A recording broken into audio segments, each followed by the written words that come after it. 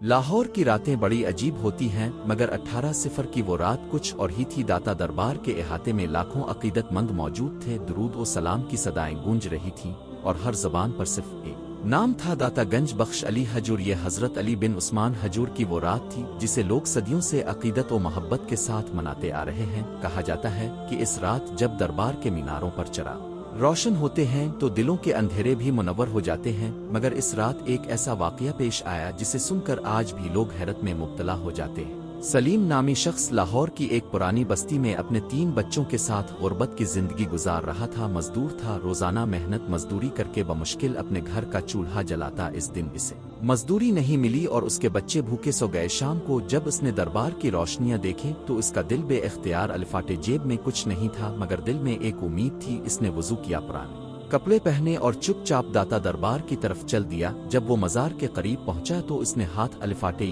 اور آسمان کی طرف دیکھ کر کہا، اللہ اگر تیرے محبوب ولی حضرت علی حجور تیرے دربار میں مقبول ہیں تو ان کے وسیلے سے میرے حال پر رحم فرما۔ یہ الفاظ اس نے دل کی گہرائی سے کہے، نہ کوئی گلہ نہ شکو، بس ایک بے آواز آہ تھی جو عرش تک پہنچی۔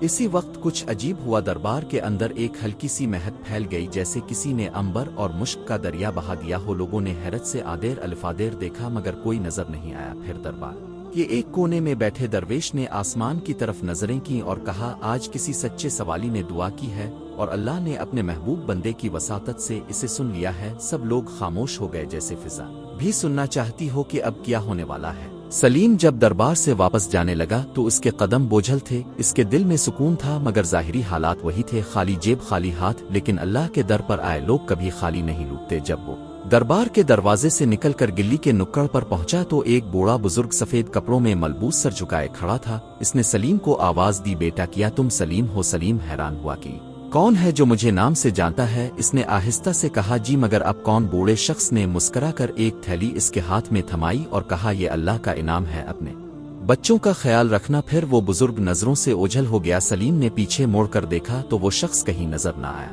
جب اس نے تھیلی کھولی تو اس میں اشرفیاں، کچھ ضروری اشیاء اور ایک کاغذ کا ٹکڑا تھا جس پر صرف یہ لکھا تھا، جو رب پر بھروسہ کرتا ہے وہ خالی نہیں لوٹتا، داتا کے وسیلے سے تجھے پہنچایا گیا۔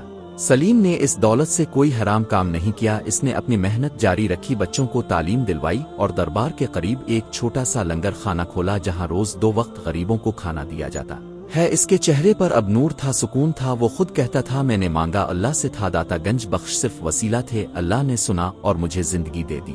یہ سوال بار بار الفاٹتا ہے، کیا ہمیں وسیلہ لینا چاہیے؟ کیا یہ جائز ہے؟ کیا یہ شرک نہیں؟ تو آئیے چند سادہ نکات میں سمجھتے ہیں۔ دعا صرف اللہ سے مانگی جائے، یہ ایمان کی بنیاد ہے۔ وسیلہ لینا جائز ہے اگر ہم یہ یقین رکھیں کہ سب کچھ اللہ کی مرضی سے ہوتا ہے اور ہم صرف اس کے نیک بندوں کے وسیلے سے دعا کرتے ہیں تو یہ شریعت کے دائرے میں ہے۔ بزرگ کو خدا نہ سمجھا جائے، عقیدت اور عبادت میں فرق ہے۔ وسیلہ لیا جیسا کہ صحیح بخاری میں ہے، اللہم نونت زا جذبتنا استسق بنبو ون ستسق بم نبو فاسقنا، یعنی اے اللہ پہلے ہم تیرے نبی کے ذریعے بارش مانگتے تھے، اب ہم تیرے نبی کے چچا کے وسیلے سے بارش مانگتے ہیں تو ہمیں سیراب فرما۔ حضرت علی حجور نہ صرف ایک ولی تھے بلکہ روحانی علم کے سمندر تھے۔ اپنے کشف المحجوب جیسی عظیم کتاب لکھی جو آج بھی صوفیہ کرام کا رہنما ہے۔ اپنے فرمایا، جو اپنے دل کو دنیا سے خالی کرتا ہے اللہ اسے اپنی قربت سے بھر دیتا ہے۔ داتا دربار آج بھی روحانی پیاسوں کے لیے وہ دریا ہے جہاں سکون کی لہریں رواں دواں ہیں۔ جب بھی مانگیں اللہ سے مانگیں، اگر کسی نیک ولی کا وسیلہ لیں تو صرف اللہ کی رضا کے لیے ہر دعا سنی جاتی ہے، مگر ہر دعا فوراً پوری نہیں ہوتی۔ اللہ بہترین وقت چنتا ہے، جو رب پر بھروسہ کرتا ہے وہ کبھی مایوس نہیں ہوتا۔ اللہ اپنے بندوں کو کبھی تنہا نہیں چھوڑتا اور جو سچے دل سے پکارے وہ ضرور سنا جاتا ہے۔